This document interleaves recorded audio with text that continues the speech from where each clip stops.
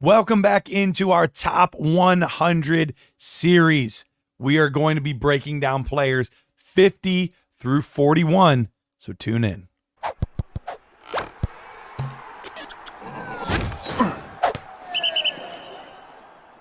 Garret Price here with you, and we are going from player 50 to 41. Now, obviously, if you have not watched our previous episodes, go back and watch 100 all the way through 51. That will be in 5 separate videos because we want to make sure each player does get their shine. So we're talking 10 more guys today, and let's get into number 50. Number 50, Ray Rice. Yes, we know he wasn't the best human being, but as far as fantasy football asset, dude was an absolute monster. We're talking about 4 straight seasons as an RB1.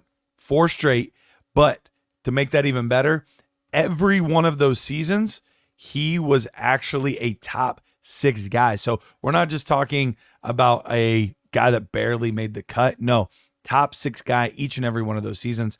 Also, he was running back 1 overall in 2011, and then he was a running back 2 in 2013. So we have 5 straight seasons where he was an absolute monster for fantasy football purposes. And with that year at number 1 overall, that cleared the top 50 and he snuck in. I guess we have back-to-back players that had some off-the-field issues, but man, could put up some fantasy points. And we have Mike Vick. Yes, Mike Vick. We know that there's a spot in the middle of his career where he should have been having some of his best seasons, but he was still a top 50 asset overall for fantasy football in the 2000s. When you look at it, he was a QB1 in 6 seasons. 6 seasons. He didn't play that many years, but in 6 seasons, he was a QB1. And he had 3 seasons where he was a top 3 guy. So an elite asset. Obviously, we know that he was known just as much, if not more, for his rushing ability than he was for his passing ability. And for fantasy football purposes, that's almost better. You get more points for guys getting things on the ground than you do through passing the ball through the air. So Mike Vick was just such a weapon in fantasy football. And man, he was great because he had a number 1 overall season in 2010 that really propelled him up inside this top 50. Next one here, a little bit more recent player, Lev Bell. That's right, Le'Veon Bell comes in at number 48 on our list of top 100.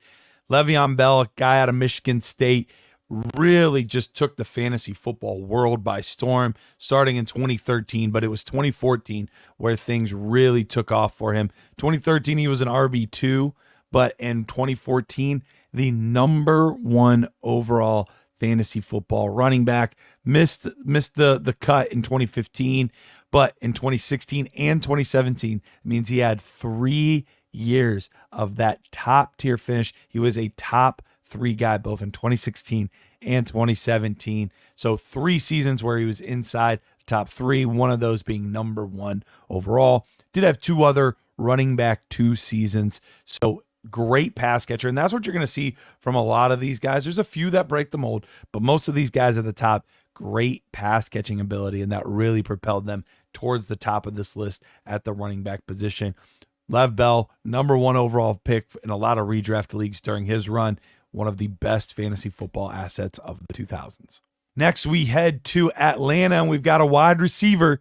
And you're like, wait, Julio Jones is going off the board already? Nope, not quite yet. We've got Roddy White. People forget how good Roddy White was, but he had 5 straight. That's right, 5 straight wide receiver 1 seasons for Roddy White. From 2008 through 2012, wide receiver 1 every year, and he was the number 1 overall wide receiver for fantasy football in 2010. So the guy was an absolute monster at the wide receiver position. Even had 2 seasons as a wide receiver too. So the guy right before Julio and kind of ushered Julio into the league, that was Roddy White. Great pass catcher. Did a lot of good things over the course of his career, especially with Matt Ryan. Get your Skittles out because we have Marshawn Lynch at number 46. Yes, Marshawn Lynch maybe didn't start his career off with the bang that some other guys may have, but he was still solid in the early part of his career. Had an RB2 season in 2007, a running back 1 season in 2008, but then took 2 years off. but it was when he really got to Seattle that things took off. He had 4 straight running back 1 seasons, and during that time, he was top 6 in each and every one of those seasons. Never cracked the top 3, but was always inside the top 6. So just a really consistent force there from 2011 through 2014. We did see 2 running back 2 seasons and overall 5 running back 1 seasons, but it was that stretch from 2011 to 2014 where he was just that set it and forget it each and every week running back for your fantasy football teams. And he didn't catch as many passes as some of the other guys that we've talked about, but man, did the guy get it down on the ground each and every week. We're missing one of this guy's best seasons, but at 45, we have Edgerrin James. Yes, his 1999 season, his rookie campaign was pretty special, but he still played well enough into the 2000s where he was one of the top overall assets.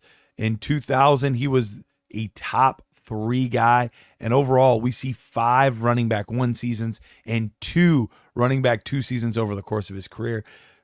We had the good, consistent play from him all the way through 2007, and that was into his Arizona Cardinal years after being a force for the Indianapolis Colts.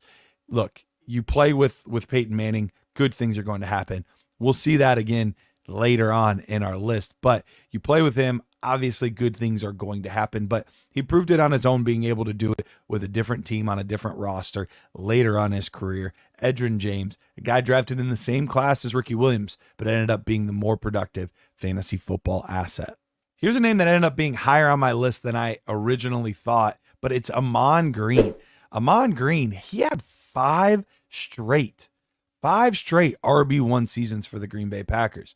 We're looking at 2000, 2001, 2002, 2003, and 2004. He was a running back 1 each and every one of those seasons. 2 of those seasons, he was top 3, and even had a season there where he was just top 6. But when you have 3 seasons above the top 6 mark, and then 2 of them were top 3, that's pretty elite territory and company for this running back, and a guy that started his career with Seattle, first 2 seasons, but by year 3 moved on and really benefited from being in that offense with Brett Favre, a guy that we already talked about earlier in our series as well. If you didn't hear that, make sure you go back and listen to the 100 through 91 video. 43, we have Mr. Steve Smith. Yes, Steve Smith. He was just so good for fantasy football. We had so many good seasons out of him. We did have that one elite season where he was wide receiver 1 overall, and that was in 2005. Other than that, we had no other elite years where he was above that top 6 threshold, but still, overall, he had 5 wide receiver 1 seasons and an additional 4 wide receiver 2 seasons. So that's a pretty wild mark to have 9 seasons overall in your career where you were a wide receiver 1, and then to have one of those seasons where you were the top dog overall. Steve Smith, not the biggest guy in stature, but man, he could put up some monster fantasy points, and he was really good, a future NFL Hall of Famer for sure. We had a popular team name for fantasy football years with this guy. It was Maurice Jones-Drew. Jones-Drew, he had a stretch where he was just so good. In a 4-year stretch, he had 3 seasons where he was a top 3 guy, an additional running back 1 season, and then 3 additional running back 2 seasons. So he just had such a long stretch. Over his career, he had an 8-year stretch where he had 7 seasons as either a running back 1 or a running back 2. So a guy that you were putting into your lineup, you knew you were getting points from him. He would do it on the ground. He would do it through the air. Guy that was just a small little bowling ball, but he made it happen each and every week for the Jacksonville Jaguars, and he made it each and every week for your fantasy football teams. Last one here, we have Chad Johnson, aka Chad Ochocinco, and we know all of the touchdown celebrations off the field. Like, the dude was just a joy, an absolute joy to watch in the NFL. But don't get me wrong, it wasn't just with his talking, it was with his play as well. Ochocinco had a stretch from 03 through 07 where he was a wide receiver 1 every single season. 4 of those 5, he was top 6. 2 of those 5, he was top 3 in the league. So really elite peak that we had at the top there. 2 additional wide receiver 2 seasons. what he did with Carson Palmer. The two of them were just in sync for basically their entire career. You also had TJ Hushmanzada there, who had a pretty good career in his own right and just missed making the cut for this top 100 list. But Ocho Cinco, really, really good player and a really fun personality off the field. That wraps up 50 through 41, but don't fret. Just come back tomorrow. That's all you got to do. Come back tomorrow and you'll get to see 40 through 31.